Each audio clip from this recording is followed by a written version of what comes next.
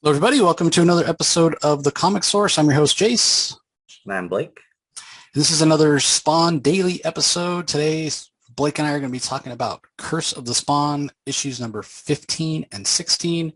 We're getting back into that kind of cosmic space sort of feeling of these issues. And one thing I'll note is that when Curse of the Spawn goes to these sort of issues, like we had it in issues 9, 10, and 11 with Angela, and now we have it here in 15 and 16 with another Angel. You'll notice the trade dress on the books. It's very white. Everything, the background's white. Everything really pops off, as opposed to the majority of Curse of the Spawn is really dark, dealing with serial killers and street level stuff, and the covers are themselves are much darker. So it's real easy to way to tell if you're just browsing through the covers, like, hey, which issues are crazy. I know the stuff is supposed to feel like the war between heaven and hell and feel kind of fantastical and adventuresome and supernatural, but it comes off feeling so sci-fi to me, which is just it's interesting and it's a different take, and I'm sure a lot of people enjoy it. But I don't know. I find these issues to be less enjoyable than kind of the more grounded, angsty Al Simmons issues, or when we're dealing with the mob or dealing with Malbolgia on Earth directly with Spawn, even the Violator issues to some extent. That stuff feels more street or more supernatural to me than these issues where they're sort of set in space. I don't know. How do you feel, Blake? I'm kind of the same opinion. I wish I could play devil's advocate here, but yeah, I agree with you. The space stuff, it doesn't really do it for me. I believe it was issue 19 and 20 where Spawn teams up with Houdini. And Houdini is like a council member or something for like some kind of extra dimensional like Yep. bureaucracy group or whatever. It's a little too out there, and I feel like it kind of drifts from the core of what makes Spawn really good, which is that moral imperative, good versus evil, uh, taking those morally gray characters and putting them in situations that, what would they decide? The urban horror genre is kind of what Todd McFarlane wants and is steering Spawn into. And I feel like that is kind of where Spawn lives, where he thrives. This cosmic stuff, it gets really cartoony. Like if there were plot lines where Spawn goes to space, if there were more characters that we actually cared about in space, sure, cool. You could probably play that off, but we don't spend enough time out there. We spend so much time on Earth, in Rat City, at the Fitzgerald household, in Jason Wynn's office. Like that's where the story is. That's where people are invested. I don't know.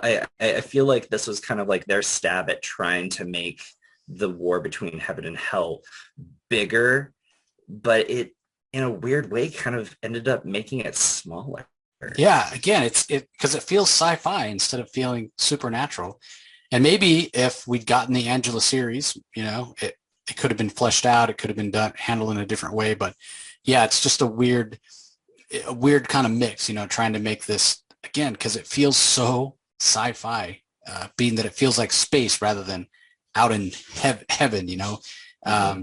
And like you mentioned, that council that Houdini was an advisor to, and those felt like space aliens as opposed to demons, the way Malbolgia, like Yeah. Malbolgia in no way, Violator in no way, they don't feel like aliens. But yet whenever we go out to see Angela when she's fighting Argus and seeing the Durgis and then this one with Abdiel, it's like, it feels like we're in space. These are like, space beings. These are aliens. And it Mm-hmm. doesn't kind of fit the feel of the rest of Spawn. So Yeah. anyway, it is a mildly interesting story, I'll say. So let me go ahead and share. And the art by Dwayne Turner is fantastic. You see there the cover, Malbolgia looking as horrific as ever, slobbering and giant teeth and horns and fire and brimstone and what have you. So we do get a different writer for this one rather than Alan McElroy. It's Brian Haberlin who normally handles the colors. for the regular issue of Spawn is writing this. Pencils by Dwayne Turner, Danny Miki, Chance Wolfe on inks, copy editor and lettering, Tom Orzechowski, and then we have Todd Broeker and Mark Nichols on the color work, which they're the two that normally do the color work for Curse of the Spawn. And basically, we start off and we're on this planet. We're at this bar in this asteroid field, and it's kind of discreet and tucked away. And apparently, it's a place where angels go to hang out and demons go to hang out. It's almost neutral ground, as it were. And the bartender's name is Poacher, and we see that this young kid, they call him a newbie, shows up there, and he's asking for a drink called Beryllian White Lightning, which we're told by Tom Orzechowski is the strongest drink in the universe. And the other patrons of the bar are giving this kid a bad time. They want to go back where you came from. You won't be able to handle this drink. And the kid keeps saying, I'm not a newbie, and they're like, hey, you might be, hot stuff on your planet, but you don't really know what you're doing here. You're in over your head. And so eventually Poacher's like, well, you know what? Let me tell you a story. Let me fill you in on the way things kind of work around here. And he starts telling the story of this angel, Abdiel, because behind the bar is this breastplate that the newbie noticed. He's like, hey, where did that come from? He's like, well, let me tell you a story, and it'll kind of explain how things are out here and how you're, not as tough as you probably think you are. So he starts telling the story of Abdiel, who he says was probably the first angel. His name means servant of God. And he talks about how angels, the way they used to be, they were originally beings of light and song. And, that's kind of changed over time. They're a little bit darker now in a lot of ways. And I will say, before I go on with the story, is that that double page spread where we first see Abdiel is fantastic. And you'll notice that his face is scarred and he doesn't even have any wings. He just has some bones coming off his back, as opposed to the other insets there where you see him kind of before his rough ride, I guess we'll say, the beginnings of the story. Definitely a first draft of an angel. Yeah, exactly. So we're told how Abdiel used to come into the bar and hang out, and he'd been fighting for heaven for a long time, and things had sort of changed. They weren't the bright, lovely warriors that they initially were, beings of light and song, as we were told. And you can see the scars on Abdiel's face there.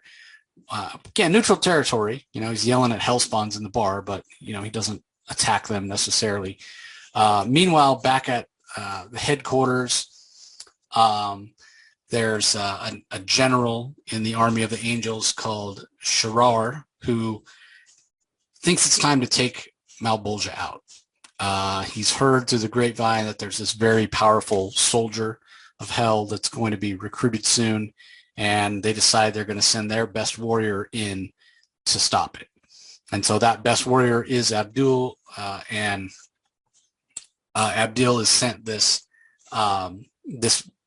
beam of energy, this ball of heavenly transit is what they call it, and or BT8, B of HT for short, and it's basically it's a little ball that repeats a recorded message and then turns into a wormhole and then sends them back. And even when Abdiel reappears in the presence of this general, he's like, I hate that. I hate the way that makes me feel. Even when it was about to teleport him, he's like, oh, no, wait, let me find a different way to get there. So a little bit of humor from Brian Haberlin, but basically when Abdiel gets there, this general fills him in on what's going on. Hey, this is Malbolgia. There's a very important soul coming soon. We need you to go to hell and take him out before this soul that he's trying to recruit appears. And Abdiel's up for it. This is what he lives for, right? This battle between heaven and hell. There's only one problem. So the soul in question is Al Simmons. And obviously they, at this point, neither the general nor Abdiel know kind of the consequence, how important Al Simmons is. But what they do know is they can't send Abdiel to just take out Malbolgia anywhere. They have to send Abdiel into hell.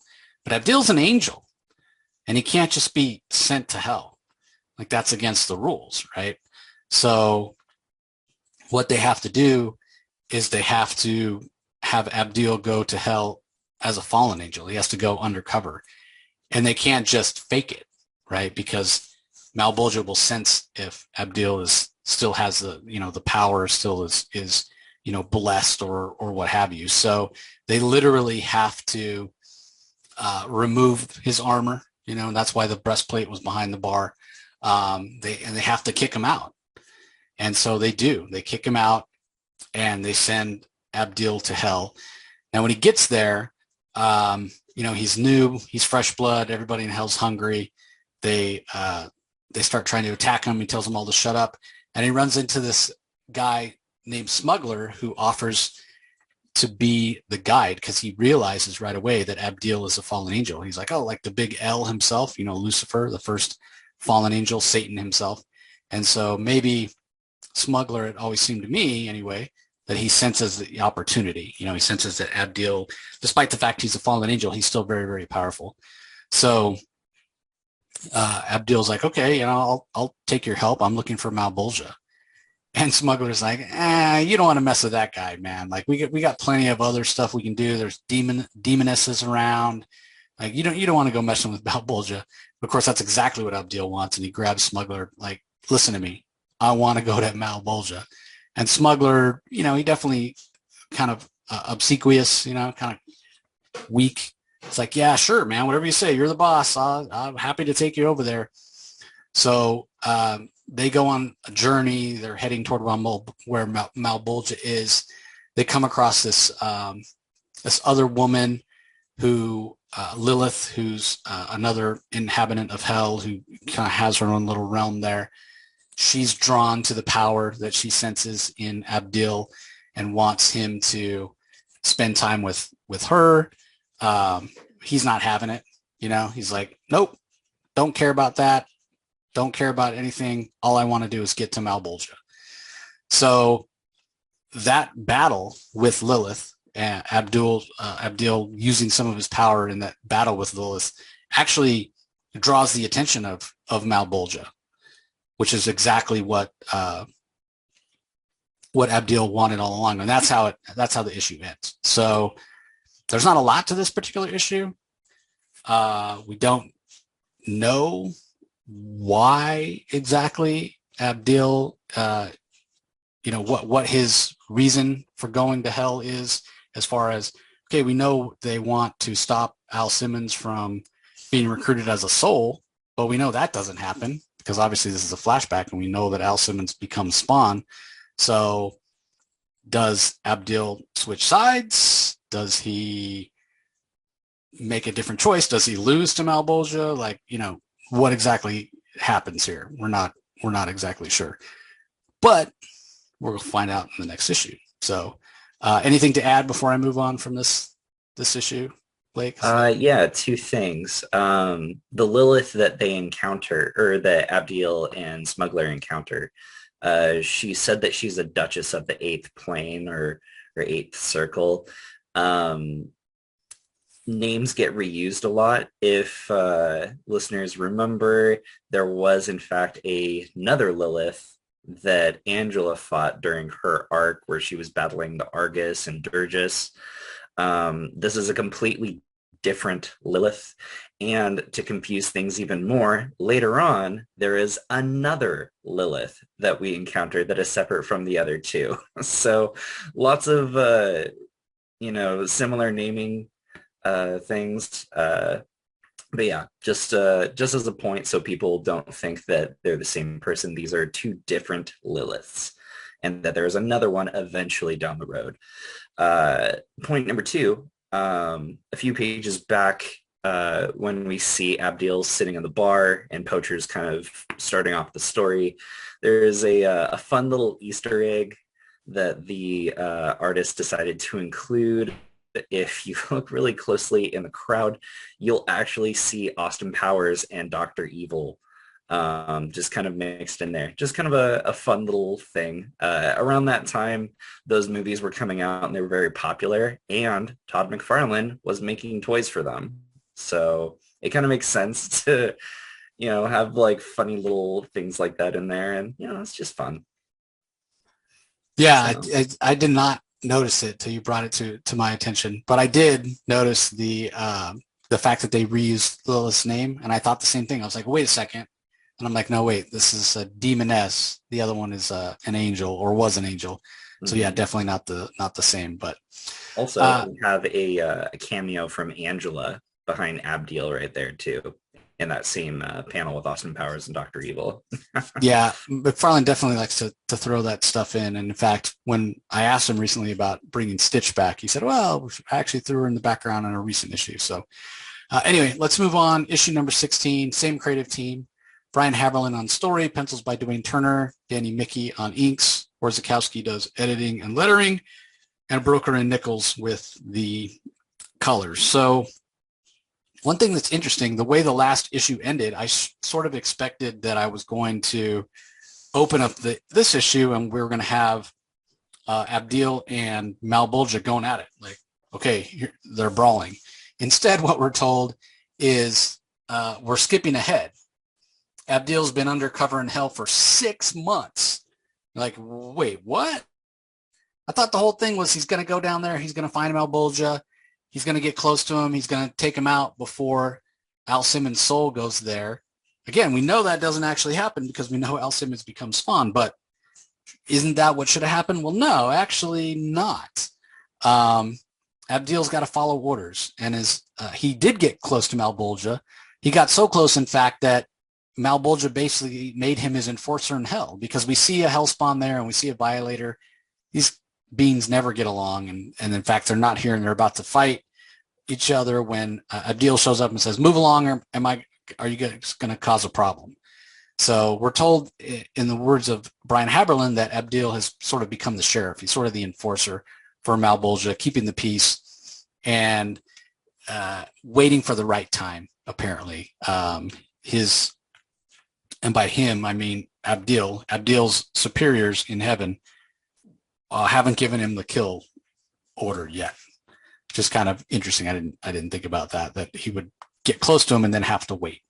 So Malbolgia actually wants to see him at that time and summons him, and he goes before Malbolgia and he's like, "Hey, how's it going? Just wanted to check in, see how things are." And all this time, Abdiel is talking to himself like, "God, I've now come up with 3,497 ways to kill Malbolgia. When are they going to let me act? I hate this waiting around, but it must fit in with God's plans." God, I'm talking to myself again. That can't be good. So yeah, the fact that Abdiel has been in hell for so long is definitely starting to take a toll on him. So again, that's not the best sort of situation. So again, when he checks in with Malbolgia's just asking, "So, how's it going? Just wanted to check on you." And Abdiel's like, I'm fine. Just doing what you're telling me." And you can tell Malbolgia's sort of, he can sense that there's something going on, right? There's some suspicion on the part of Malbolgia. Fallen angel, but still working for heaven. Does Malbolgia know that? Is he aware? Because he's asking questions about Abdiel's past. We find out Abdiel used to be a poet. There's some talk about the early days of the rebellion, heaven and hell, about how Abdul got injured. Why his face is all scarred up. And he says, I was attacked. I'd rather not go into that. And Malbolgia's like, "Okay, fine. Don't be too hard on yourself." But when you think about it, things are better here in hell than they are in heaven. And Abdiel's like, what do you mean?" It's like, well, there's so much bureaucracy in heaven, and here things are much looser. You kind of do what you want as long as you can get away with it. There's nobody to answer to. There's no departments. There's no orders within orders. It's just you have more freedom here. And when you're working for heaven and you're following God's will, how do you know you're actually following God's will and not just the will of somebody further up the chain, right? There's so many people between you and God, all this bureaucracy. So how do you know you're not just doing the will of some general who thinks he's God? And Abdiel's like, well, because of faith, right? And Abdiel's thinking, could he know? Does he know that I was sent here by a general? Could he know that I'm not actually his loyal servant and still working for heaven? So again, Malvolja, always the puppet master. And you do wonder what he knows at this point. Because he's definitely sowing some doubt. Abdiel's been there 6 months, right? Waiting to kill Malvolja, wanting to kill Malvolja, and keeps being told to wait. And he's got to wonder, why am I being told to wait? Am I doing God's will? Am I not doing God's will? So I think it's very interesting that in their conversation there, Malvolja brings up a common philosophical problem that encounters religion all the time, and it's the problem of evil. That's what it's called. Is if the God above is all loving, all powerful, and all knowing, then why does evil exist? We know that evil exists in this world because it's here. We're experiencing it. We see it every day. So if that's the case, then God can't be all loving because he's allowing evil to exist in the world. And okay, maybe he's not all powerful. Maybe he's just not strong enough or powerful enough to actually get rid of all the evil in the world. Well, then he's not, an omnipotent God. And is he worthy of worship then? Or maybe he just doesn't know how to get rid of the evil, but he's got the strength to do it and he wants to do it, but he doesn't know how to. Well, again, is he a God worth worshiping if he isn't omnipotent and knows everything? So Malvolja brings up like this problem of evil to Abdiel there, where it's like, okay, we're all demons here. We exist. So who's to say that us being evil isn't part of God's plan? And that kind of plants the seed of doubt inside of Abdiel, and he starts wondering where he fits into all of this. Yeah, I mean, at the end of the day, simple as asking the question, well, if God is all powerful and God is good, then why does he let bad things happen? It's that simple. So anyway, as Abdiel flies away, he's thinking, man, that demon is just trying to put some doubt in my mind. When he's zapped, once again, it's one of those heavenly transits that he hates so much. He's back in heaven, or Elysium, probably. He's talking to the general. And the general's like, just wanted you to know everything's on track. It should be just a matter of days when Al Simmons' soul's going to show up. So I'll signal you to terminate Malvolja, and you return to heaven with Al Simmons, and there's going to be a medal in it for you. And Abdiel's like, I don't care about medals, but I would like to have my breastplate. And the general's like, well, we know we can't give that to you. You know that. You can't wear it. And Abdiel says, I just want to give it to somebody for safekeeping. And he knows he can't put it on. He's a fallen angel. He's not allowed to wear it. So he takes it to the bar, and that's why it's sitting there when the newbie shows up much later. And Poacher here is like, why do you want me to hang on to this? And he's like, well, you'd never really understand, but just hang on to it. Maybe, hang it up. Maybe it'll make a good conversation piece at some point. So Abdiel goes to leave, and he's attacked by another angel, somebody who thinks that he's a traitor because he's gone to hell. They don't know that he's working undercover, and he's not allowed to say anything.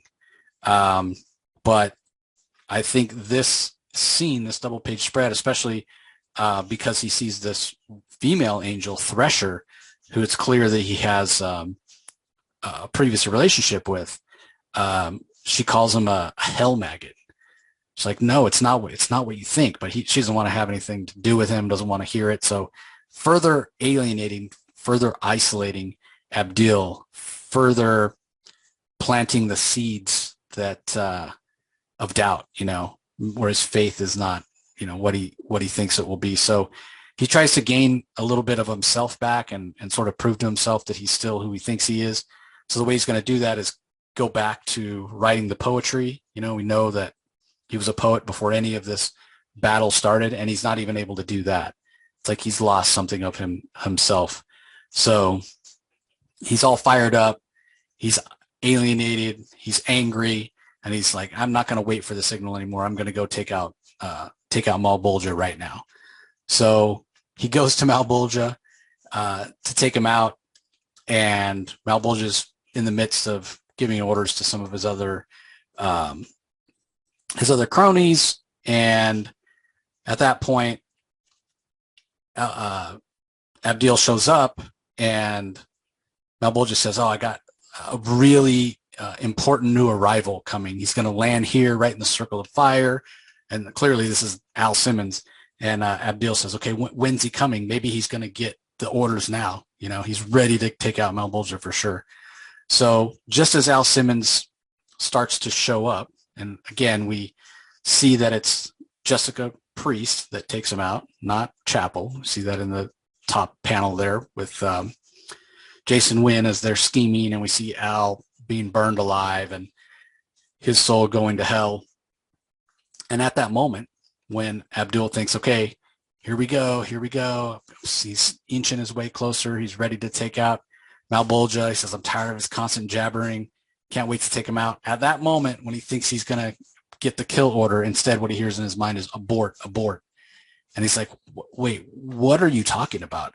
He's given up over 6 months of his life, all along being told, hey, you got to wait for this specific soul. When the specific soul shows up, you take out Malbolgia, you bring the soul back to heaven. And at that moment, the whole reason for what he's done, he's told to abort.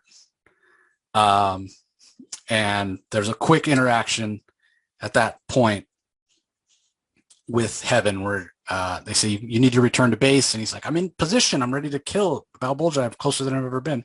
Like, no, that's a negative. Return to base now. And Al Simmons sees Abdiel there, and he's like, what the hell are you? He says, I'm an angel. He's like, well, you don't look like it. It looks like you've been through hell. And, kind of a tongue-in-cheek piece of humor there from Brian Haber, because, we see the scars on Abdiel's face. So obviously he's angry. He goes back to heaven. He's like, what's going on? Why did you stop me? I was undercover for 6 months. My friends hate me. Like, I've given up so much. And all of a sudden, at the moment that I've been waiting for and living for, you tell me to stop.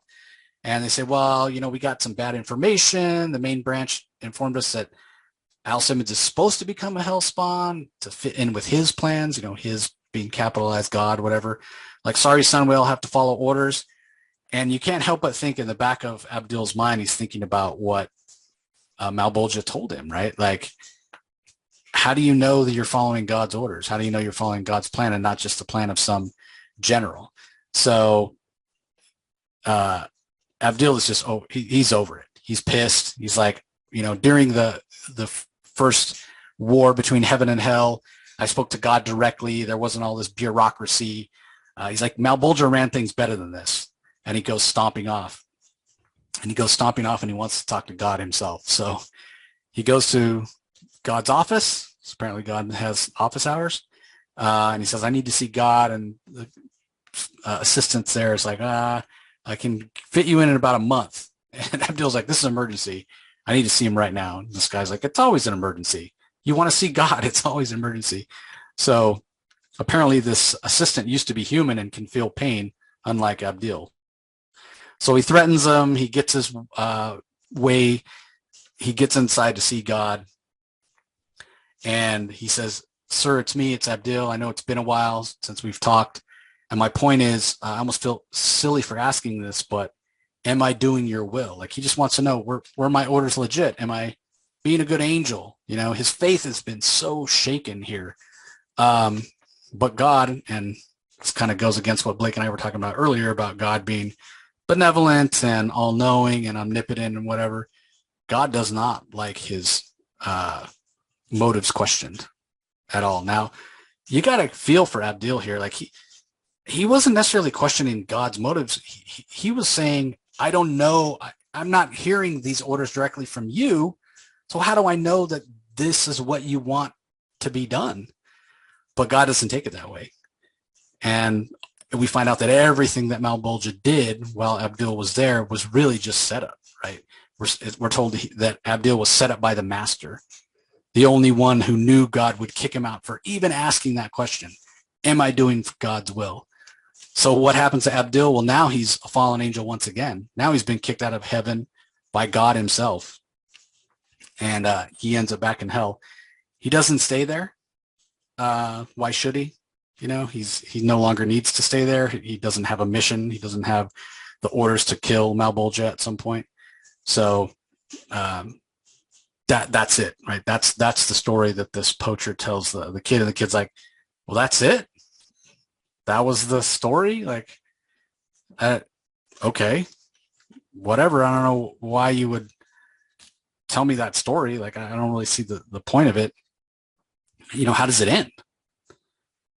And the bartender's like, what kind of idiot would ask, or no, I'm sorry. How does it end? And then there's a voice off panel that says, hey, I need a glass of brilliant wine. And the guy's like, what kind of idiot would ask for something like that? And when he turns around, we see that it's Abdiel. And not only do we see that it's Abdiel, but he's wearing chains and bone armor and skulls. Very much looks like a symbiote in a lot of ways, like he's a hellspawn. And so the kid asks, he's like, well, why do you keep that thing on the wall still? He's it's sentimental reasons. So the kid's like, he actually makes the smartest choice that he's made throughout the entire story. He's like, I'm out of here. Like, yeah, don't hang around with Abdiel if he's in the bar, because you know he's not somebody to suffer fools lightly. And as he leaves, Abdiel even asks, what's up with the newbie? He's like, you know, he's wanted to hear a story about heaven and hell and that kind of thing. And so, like, all right, well, that's it. That's the story. He's wearing a symbiote, but he's not with hell or heaven. He's just one of those guys who's out there, who has power, who used to have faith, who used to believe in something and has now been manipulated by Malbolgia, doesn't have any loyalties, doesn't have any faith. So you wonder in that way if, you know, he's got some similarities to Al Simmons, but again, much like the Angela story, you end up reading this going, okay, what's the point? Why was it a newbie that asked this story? Why did it have to be told in that way? Like, I don't know. Is it, again, seeds planted for something more later on that didn't come to fruition because they lost the rights to Angela? Like, I don't know. Again, it felt incomplete. I don't know either. I really liked Abdiel's portion of the story when he's in hell and all of his interactions with Malbolgia. That aspect of the story I thought was well written, very compelling, and it just had like a really interesting twist. He's an undercover cop that is ordered to, you know, take out the big mob boss kind of a thing. It's very much like The Departed or something. I don't know. It's he's on a mission. He's got a goal. He's sacrificed everything. He's lost all of his friends, all of his notoriety, and you know, all of his relationships. So he sacrificed all this, and then he's told at the last second, you're not doing that. It's cool. Just trust the system. And then the second that he doesn't trust the system, he's punished for it. A system that he's dedicated who knows how long, since the beginning of creation. He was the first angel, so tens of thousands of years old. And having just a single doubt was enough for God to cast him out and disown him. And then Malbolgia's there like, it's okay. I'm here for you. Gives him a symbiote, and now Abdiel gets to like wander the universe in his own way. And it says in like the last panel that, you know, he's free to do whatever he wants, and he's not an agent of heaven, he's not an agent of hell, and that he finds some semblance of peace thinking that, you know, this is the way that God would want it. So even though he was cast out and disowned for doing the thing that he was told to do, he still loves and trusts the God that punished him for doing the very thing that he was told to do. It's that whole aspect of it I really enjoyed. I thought it was great. The art's phenomenal. It's just the cosmic stuff with Poacher and the newbies at a bar in outer space. That whole part of it's like, take it or leave it. Yeah, the Felt like framing. marketing because I think Todd McFarlane had a toy line where Poacher actually was a toy that you could buy. So I'm wondering what came first, if it was the toy and that, this was kind of like comic marketing the toy, or if he wrote or if this comic was made first and then the toy came after. I don't know. Yeah, the framing is definitely awkward, and it makes for a strange ending because it really could have been just start off the first page of the first issue of this 2-issue arc with Abdiel fighting. Could even done a flashback to him fighting in the first war between heaven and hell. But That would have been cool. yeah, the most awkward part of this, and it's not even that I think that the Poacher and newbie part didn't work when it when it, at the first part of the story where the newbie walks in the bar. Hey, let us tell you a story. It's not ever clear why Poacher tells the story. And then when it comes time to end the story, there is no end to the story. It's so awkward It when just the abruptly newbies. stops. Yeah, it just stopped. Okay, so yeah, Abdiel went back to hell. He got a symbiote, and then it switches back to the bar, and Abdiel walks in, and the newbie's like, "I'm out of here." Like it doesn't. There's no, and even the conversation between the end of the conversation between Poacher and newbie, and the whole entire conversation between Poacher and Abdiel, it's all awkward, and none of it makes any sense, and none of it has any context. It's just like Brian Haberlin didn't know how to. Okay, how do I wrap this up? Where if Yeah. you remove the framework, it wouldn't have been necessary at all. You could have just had it end with, okay, Abdiel goes back to hell. And then on the next page, you do a double page spread where you just do a montage. We see Abdiel with a symbiote, and we're told, Abdiel, upon his return to hell, Abdiel's given a symbiote, and now he, wanders the heavens in the gray area, neither working for hell nor working for heaven, trying to find peace. Maybe this is what God intended all along. You still can do that part of it, but you don't have that awkward bar scene at the end. Because as much as the bar scene, it wasn't necessary in the beginning, the way it was set up, but at least it wasn't awkward. Yeah. Yeah. It's not necessary in the end, but it's painfully awkward. Like it's painful to read.